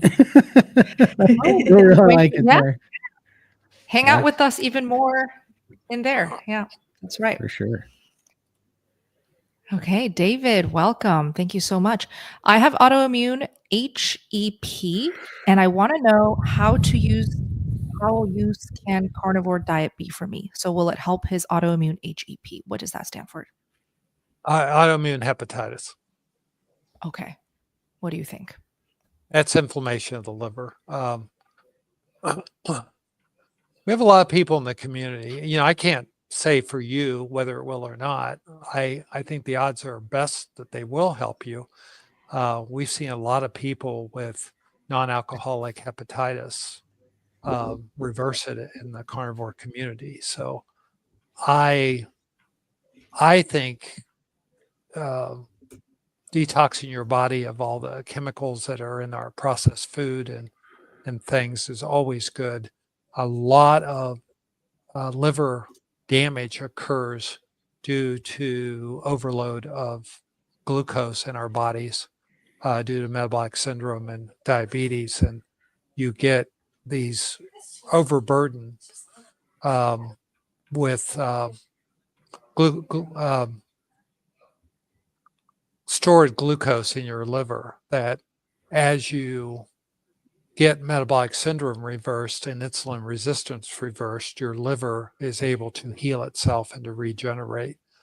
And I would encourage you to go on carnivore. I don't think you have to do anything special to adapt to it. But the exception would be if you have known elevated ammonia levels. So, and that would mean that you have total cirrhosis of your liver. And I would be very cautious doing carnivore without your doctor being engaged with that and being able to measure it. But most people that have autoimmune hepatitis or non-fatty liver disease do not have high levels of ammonia. High levels of ammonia mean that you've burned out your liver pretty completely. And it's a whole different regimen you got to do. So I'm just going to put that caveat in there. Thank you, Phil. Perfect. All right. And then, Jackie, I appreciate the super sticker, but I do not see a comment to go with it. It's okay. She's just appreciative. Thank you so much. And then we'll go up here now. Maybe some rapid fire. We finally got to this one. We tried to get to about an hour and a half ago. Literally at the top of the hour. So can someone with chronic kidney disease go on carnivore? Absolutely. We have people in the community that are in all stages of CKD, from stage 2 to stage 5. We have guys on dialysis doing carnivore, and they're feeling great. And often, I mean, our experience with CKD is you normally improve by a level on carnivore because you're getting adequate protein. And it seems to be healing. And there was this misnomer that because a lot of people with CKD have protein in their urine, that they have to restrict protein. And the studies have really shown that that's actually the opposite direction, what we should go. You're leaking protein from your liver, and you actually giving more protein, you are giving more nutrients to actually help the kidney and the liver to heal. So I said liver there a second ago, I meant your kidney, but that's what our experience is. So go for it. Sure. I mean, just myself, 6 years in the carnivore community, in the Steak and Butter Gang and outside on socials, I see people saying they've reversed their kidney disease all the time. Okay. So there's just so much hope around this specific type of health concern and disease. So try it, keep us posted. Okay. Yeah. I'm just going to add that I have a family member who was in stage 2 to 3, in between 2 and 3, some readings would be down in the under 50, some would be in the 60s of the estimated GFR, glomerular filtration rate. It is now up in the 80s just from going keto. So not even going full carnivore. So there is something about getting more protein in ketogenic diets on helping kidneys to function better. Amazing. Okay, Bella, what do you do about sweet cravings? My first few months, I ate butter. Every time I had a sweet craving, if you haven't heard this yet, where have you been? I talk about it in every single video. If not butter, like let's say thinking about biting out of a stick of butter kind of grosses you out a little bit, then have a designated food like boiled eggs. Although boiled eggs is not fatty enough, in my opinion, have something high fat, flank and short ribs. Phil loves pork belly. Okay, something so fatty that it just hits that satiation, and you have to eat it every single time that craving pops up. I promise you it'll go away. For sure. Yeah, and you want something pre-med in the fridge. Yes. You know, when you're having sugar craving, that's not the time to go rummaging through. You want to be proactive. Make up some bacon. That's an easy one. Like cook a ton of bacon. So what Phil is saying here is you have to make sure that meat or that designated food is ready to eat. So if you have raw bacon in the fridge, that doesn't count because your sugar craving is there, and then yet you have to cook and wait for the air fryer to be done. That's too late. No wonder you always slip off, right? We see it all the time. It's not just you. So stay prepared. Okay, Ruth, yeah, and I don't get sweet cravings, but I've been pouring, you know, my steak liquid fat out of my air fryer and putting it in a square Pyrex dish, letting it harden overnight in the refrigerator. Then I break it into basically tallow bark, throw it in Ziploc bags, throw it in the freezer. There's nothing like tallow bark when you're having a craving. Right. That's a great tip. Okay, Ruth, by the way, you're the winner of the air fryer, so make sure you email us, okay? So this is for Lindy. How long did it take for your hair to stop falling out? Mine has been falling for 2 months, even though I've upped my fats. Yeah, a good 3 to 4 months at least, I started to notice it slowing down. So it's not instant. Just keep eating. Don't undereat. That's the biggest thing. I found I was under eating and I was restricting fats, which caused my hair to fall out. So make sure you're eating enough and have the fats. It's time, 3 to 4 months at least before it started to slow down, and now it's stopped. So now I'm hoping for new growth. Awesome. Hey, Dawn. Will eating a stick of butter cause me to have too much fat?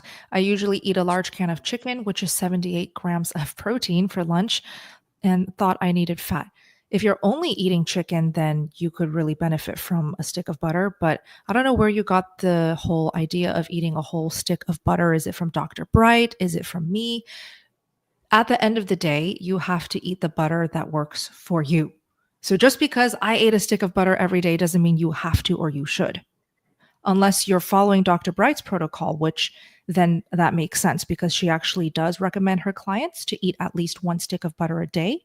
But research Dr. Bright first and understand why she recommends that. Don't just blindly follow stick of butter a day. And Dawn, if you're a guy, you may not need as much fat as us women. So some things to think about. Todd, how about you? You end up with disaster pants. You're not careful for sure.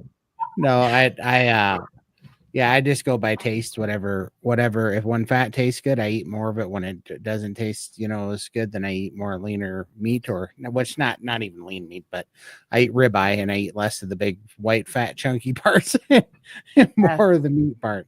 And that's as simple. Now that's where I'm at, and it works really good for me right now. Ruth has a follow-up for us. Oh, hi, Ruth. I'm a faithful watcher of SBG. Wow, thank you.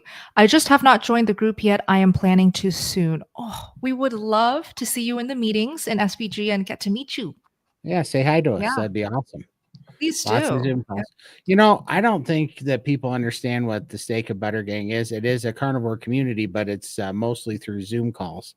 And I'm bringing that up because most people don't understand. They think it's a text, like an app or like the website. Yeah. Oh, thanks for that, Todd. Yeah, that's true. Yeah. It is so much more than just a website. Although it is a website, it's also an app.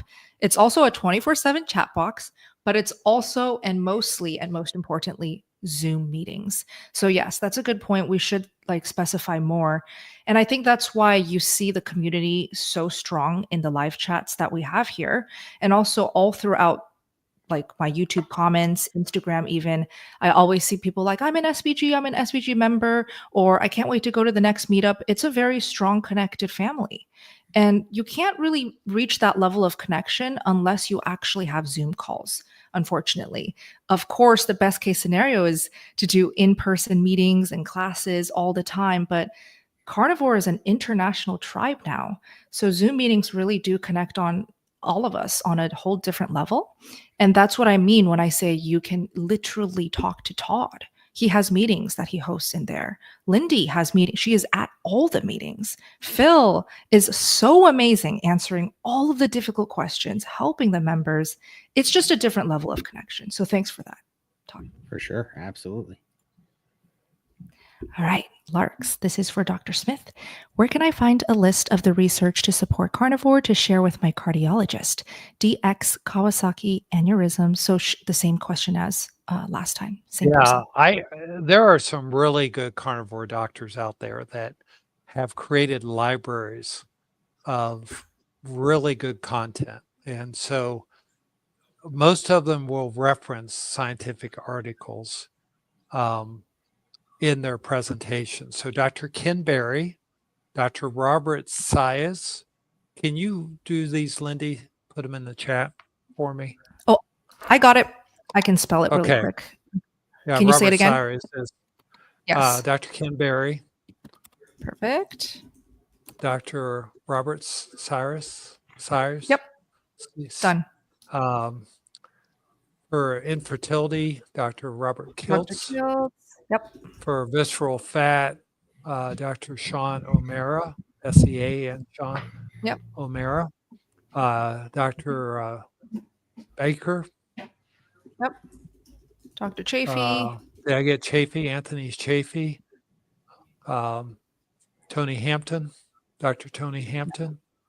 And then there's quite a few PhDs that have excellent content on metabolic diseases, like Dr. Ben Bickman, Bikman, on cancer, Dr. Thomas Seyfried out of Boston University. These are PhD doctors. Dr. Lisa Wiedemann. Yep.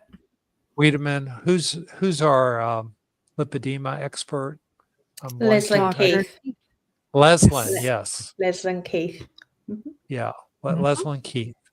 And there's more, but I'm sure I'm missing. But if you start watching, go in and search their channel, so put their name in and then the topic you're interested in researching, you're likely to find things for a variety of diseases, and probably not Kawasaki's. I doubt if there's any good carnivore content on Kawasaki's because it's so rare. But Crohn's disease, there's a lot of people in the community who have made videos on their Crohn's disease or ulcerative colitis, and those are the two inflammatory bowel diseases that go together. So the difference is ulcerative colitis is localized only to the colon, the large intestine, and Crohn's can hit both the colon and the small intestine, but it does it in a patchy way, not the whole colon like ulcerative colitis does. And so anyway, I hope that helps you start finding things that you're looking for. Great list of doctors. Yeah. Okay. That's awesome. Perfect. Okay, let's see how many we can get through, and then we'll do the second air fryer giveaway in 15 minutes. Okay, Anik, after how long will I start losing weight? I am frustrated. I'm eating only animal products, meaning bacon, eggs, steak, butter, goat cheese, water, green tea, and hibiscus tea. 5 weeks in. So 5 weeks. That's just over a month. Don't expect to lose weight just a month in. I mean, we see carnivores don't lose weight until a couple months in, maybe even a year in. Myself, I gained weight my first few months. So I went the other way. And then I started to plateau, and finally the weight stopped gaining. And then after a couple more months, that's when I started to lose. And now 6 years in, I continue to get body recomposition. It's absolutely the long game with carnivore. It is not a cheat sheet or cheat code for fast weight loss. It's a way to heal first and then get to your healthy body weight. Lindy, what are your thoughts? unless you're 700 plus pounds, then it's easy to lose weight very quickly because there's a lot of inflammation and fluid and, you name it. So, yeah, now that I'm getting closer to my goals, I find it is getting harder to lose the weight. So, yeah, just hang in there, keep going. And look, I keep saying it too. I've been in the community for 3 years now. This is what keeps me going. And you just learn so many tools that you can sort of tweak and learn about your body. So it's really nice to have that community support behind you and know that you're not the only one that stalls and stops every now and then. So yeah, just keep going. Yeah, and I just want to share that every week in SVG, we have what's called the NSV call, which stands for non-scale victories. And it's so inspirational because so many people come into the carnivore community with because they're underweight or overweight, and they want to solve that problem, either gain weight or lose weight. And what they find is they have these amazing health benefits that they really weren't looking for, but they just start occurring. And we have this call every week called the NSV call, where people live share new things that have happened in their body. And it is friggin' amazing. You have no idea. After a while, you just quit worrying about your weight, and you could have spent a lifetime worrying about your weight, but then you begin to see health changes that become so dramatic that For sure. you get less and less fixated on your weight and more about proper health and proper body composition, which is so important. Because when your body starts changing and looking better and your clothes fit better, that is an amazing phenomenon, because that you'll have that for life. 100%. Well said. Yep. Okay. From Mrs. Hooligan, Dr. Phil, can you please offer advice on optical hypertension / glaucoma? Yeah. So I don't have much personal experience with it, even though my grandfather went blind in one eye before he knew he had glaucoma. And what glaucoma is when there's a mismatch between your production of the aqueous fluid, that is what keeps the shape of your eye. So it's the clear fluid that's in your eyeball that gives it the round shape. And it's an overproduction or a under processing. So you either can't drain it or you're overproducing it, and you get increased pressure because anytime you take a closed space and try to pack more fluid in it, the pressure increases. And so overproduction can be due to inflammatory processes. Under drainage is usually due to an obstruction of the flow, which can also be inflammatory in some people and can be anatomic in others. So anything that's going to reduce inflammation in your body may very, very well help. But sometimes people with glaucoma need surgical interventions where they do lasers to poke holes in the area where the aqueous fluid drains to improve it, and or they use eye drops. But you really need to be under the treatment of an ophthalmologist who's an MD that takes care of this. Most ophthalmologists do treat it, but my suspicion is that long-term carnivores will probably improve their glaucoma just because of why people get in the first place, because we don't have a clear indication for why people get in the first place. And we used to say, oh, it's probably genetic and we get it. But I think as we see more and more of these diseases start going away, we begin to think about why do we see more glaucoma today? Is it due to our diets? And I suspect it probably does have a factor. So I would treat your glaucoma and be curious, and every 6 months, see where the pressure's at and ask your doctor, how am I doing? Can I try a trial off of, cutting down on the drops, or maybe cutting down on one eye and seeing what happens and being frequently monitored? I would be curious myself if a person could resolve glaucoma. I don't know if you will or won't, but it would make sense to me that if I had glaucoma, I would certainly want to bridge it with medication, and then somewhere down the road, see if I still need the medication. That's just my thought. I haven't seen any studies on it yet. So again, glaucoma is fairly common compared to like Kawasaki's disease, but if anyone in the community has some experience on resolving glaucoma, I would be interested in hearing about it, because I think it just makes sense that it certainly shouldn't make it worse and could possibly make it better. Awesome. Thank you, Phil. Serafina, Bella, do you have advice for an athlete just starting carnivore? I'm struggling with energy and I'm getting lightheaded. Okay. Well, I'm not an athlete. Okay. But maybe you saw my videos sharing that I am starting to move more and focus on some training, weight training, resistance training. And I'll tell you that the first thing you can do is just get fat adapted and just adapt it on carnivore, because once you're adapted, your energy is going to be amazing. You'll have energy to want to move, to want to be an awesome athlete if that's what you are. And if you're having lightheadedness, first thing you can do is just salt your meat heavier.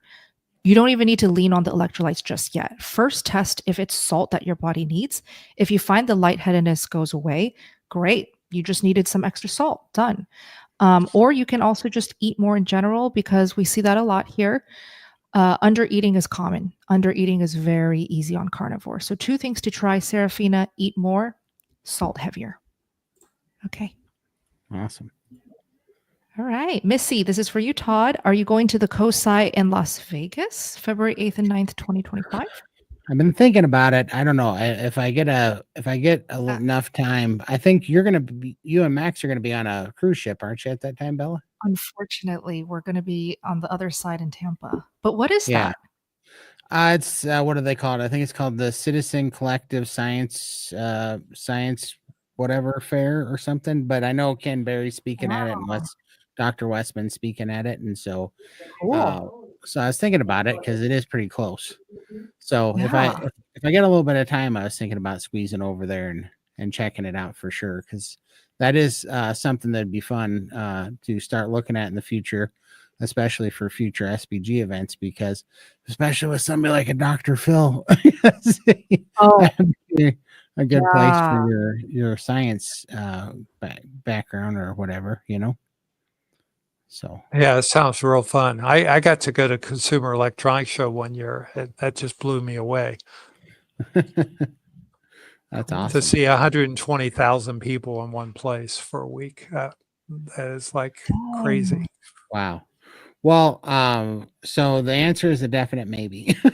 I guess on that one. So. Nice. Have fun. Amy, hi all, new to carnivore. I'm a week in, and today's the first day that I have low energy. Same advice for you, Amy. Salt more, okay? And then the second thing you can try, eat more, and keep us posted. My agent, Susan, my husband keeps telling me that eating all of his fat cannot be good for me. And just today said now that there are studies out there that beef causes dementia. Okay. Is this correct? Todd, what do you have to say? I say, has not eating all this fat helped the planet any? Helped our population. 74% of us are sick, and just look around. So clearly something is pretty wrong. This is why I love the SBG meetings. It's so fun. Like today when when one of the members was talking about getting their DEXA scan, and he was just blown away that everything that he knew, because he's a personal trainer, and these things, and everything that he knew about calories was nonsense, right? And he's experiencing, he's like, I had over 1,800 calories for breakfast and I'm losing too much weight. I'm getting so lean. And I lost, 10 out of 11 pounds of visceral fat, So yeah, I mean, it's clear that something is off, and maybe it's time to not just swallow the status quo right now, because it's not working. It'd be one thing if everybody was healthy, but everybody's not Exactly. healthy, and it's getting Most ugly people to aren't. look outside and watch all the sick, inflamed, miserable, depressed Yeah. people that are walking around, that is becoming the norm. And then to still argue for the status quo that's gotten us all there. It's like, maybe it's time to do something different if this is the result. Yeah. That's right. I also, when you look at the studies where, meat causes diabetes, meat causes dementia, they're just hilarious, because they'll look at people and they'll do their epidemiologic studies. So they'll look at a population, and they're not cause and effect studies. They're just observational studies. And what they'll say is, oh, we surveyed, studied 10,000 people, and we determined their diet by asking them once a year, what did you eat in the past year? What percent of meat, what percent of vegetables, what percent of fruit?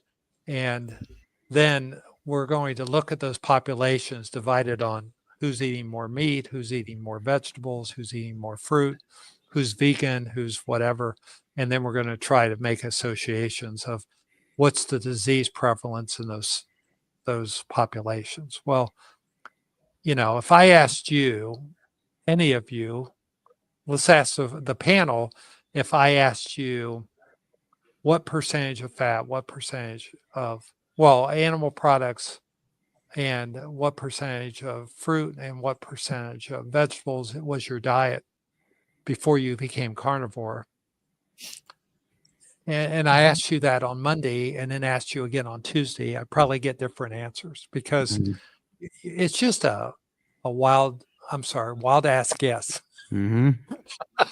There's no science about it. And a lot of these studies, when you dig into them, they're just survey studies, and they're trying to just ask people a lot of questions and then see, based on how you answered the question, are the outcomes different? And they're not what we call strong evidence. They're weak evidence, but they get published because the person that has an agenda wants them published for some reason. I'll just leave it at that. So we see a lot of people's mental acuity get better on carnivore. In fact, we have several names for it, but we see people cognitive function improve. We have carnivore calm. We have carnivore courage. We have lack of brain fog. Things that people talk about every day on the NSV calls, improvement in anxiety and depression. And if low-fat diets were the way to go, then why, ever since the food pyramid was introduced, our population has gotten sicker by decade? Right. And you can go look at obesity in the United States, and they have a diagram, epidemiologic diagram by state on what percent of the population was obese by decade. And if you look at every decade since the food pyramid, you will see that every state in the union has gotten worse, as we've been promoting, more grains, more fruits and vegetables, and less meat and dairy and low-fat diets. So you just have to look at the evidence for yourself, because people with agendas will try to tell you about some study that had an agenda behind it in the first place and wasn't done with any scientific rigor. Right. And I mean, I don't know, what was that study that did like 4 years ago, I read about that. They said they did a study on cardiologists, and heart disease is still the number one killer of cardiologists. It's the same as the regular population. And so it's like, if it was working, why is that the case? If that information was, Yeah. was the Bible, why is that the case? And it's like crazy. Yeah. So there's a good saying that has come out of the political landscape of the last year, which is trust your eyes.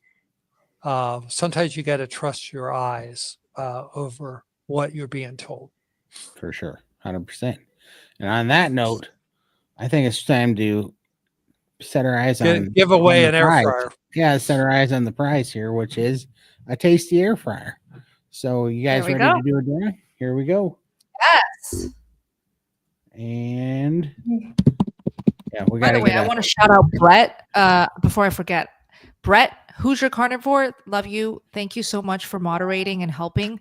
It really means a lot. Okay, thank you, Brett. Okay, Thanks congratulations so much, to Crystal L. All Crystal right, L. Crystal L.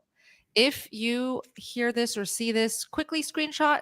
Okay, so screenshot this, get the photo, email it to us at sbgchallenge@gmail.com to claim your tasty air fryer prize. Congratulations, Crystal. Appreciate By the it, way, we have actually 30 air fryers to give away this month because Tasty is very generous and they are very supportive of the carnivore diet and the carnivore community, all of us.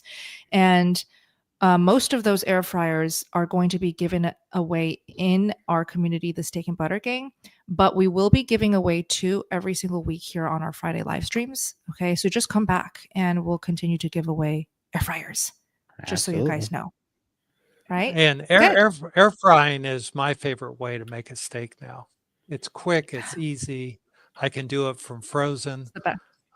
So I never have an excuse to not have a steak. There's some days I'm making lots of meat and I'll get the grill out, but when I'm just making something for myself, an air fryer is one of the most important tools in your kitchen when you're carnivore. Yeah, 1,000%. I love smoked meat, and that's still my favorite meat, but I still eat more air fried meat than smoked meat because it's so convenient, so clean, so quick. Yeah, air fried steak is absolute foundational tool in carnivore. And lamb is even better. And I don't think you can do lamb better than in an air fryer. Lamb lollipops and lamb chops are just to die for in the air fryer. Yum. I have to try that. I usually do it in the oven, but that sounds great. Great. Any announcements we should be making, Todd?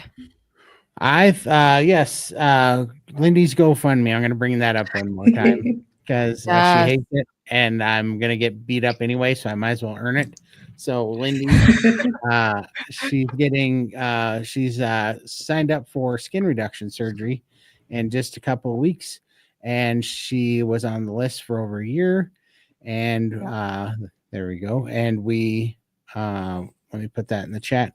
We set her up a GoFundMe because she wasn't going to be able to afford it because unfortunately in our broken medical systems, even here in the United States and in Australia, they will fund you being sick on sugar and carbs. But boy, as soon as you lose 500 pounds like Lindy did and need to get 50 pounds of skin that's weighing you down off, they want to charge you tens of thousands of dollars and they won't cover it because that makes some kind of sense, doesn't it? So, and Lindy's just selfless and always helping everybody in the carnivore community and never asked for anything. So we got together and started our GoFundMe and we're very close to that goal. So any help you can give, even if it's not money, if it's just passing along on social media, we appreciate it so much. That's right. How close are we? Because Miss Hooligan wants to know how it's going. It's going very good. I think we are 77% to our goal. We're about it's about $8,000 away Australian, which I think is about 5,500-ish US dollars. So yeah, it's getting very, very close. It's nothing short of a miracle. We thank everybody so much that's helped. It's incredible. This is the last kind of home court press here because I think she's got about 7 more days to make the deposit. really? And so we're so close. So it's incredible. All right, community. In these next 7 days, let's come together. If you cannot contribute, just share the link. We would really appreciate it on your socials, whatever groups you might be in, carnivores, whatever, if you can't contribute. But if you can, I think we can definitely get there in the next few days. And we love you, Lindy. It's like one of my favorite things to see in this community is the overwhelming amount of love and support for Lindy. And it's so well-deserved. It's so well-deserved. And this gift that we can give her, she deserves it. Seriously. So 100%. let's come together for this. Link is in the description box for that too, if you guys want a clickable link. Absolutely. Okay. All right. But that was all I had. Perfect. Well, that and Hack Your Health. Are we there? What was the coupon code? It was Carnivore, right? Carnivore. Yep. Yeah, I'll just wrap up with any upcoming meetups because I know you guys love them. I do too. We've got a Tampa meetup coming up in just a few weeks, February 8th, February 9th. And you guys can go to kiltsmeetup.com. It's in the live chat to book your tickets there. I'll be there. Dr. Kiltz, fantastic carnivore docs, your favorites. We'll all be there to hang out. And then we've got the biggest one coming up, Hack Your Health. Dr. Phil here will be presenting with us, most of the SBG team, talking about very important things. I'll also be leading another panel with awesome carnivores. It's just a great convention, probably the biggest carnivore convention. And that is linked in the description box, also in Tampa, Florida. And the discount code is all caps carnivore for $100 off your ticket. Okay? And we'll probably have a meetup during that time, right? For Phil? sure. Absolutely, we will. Yep. For sure. So we'll keep you posted on that. All right. Thank you guys so much. We love you. Come back next week. Have a beautiful weekend. Bye. See you next time. Bye.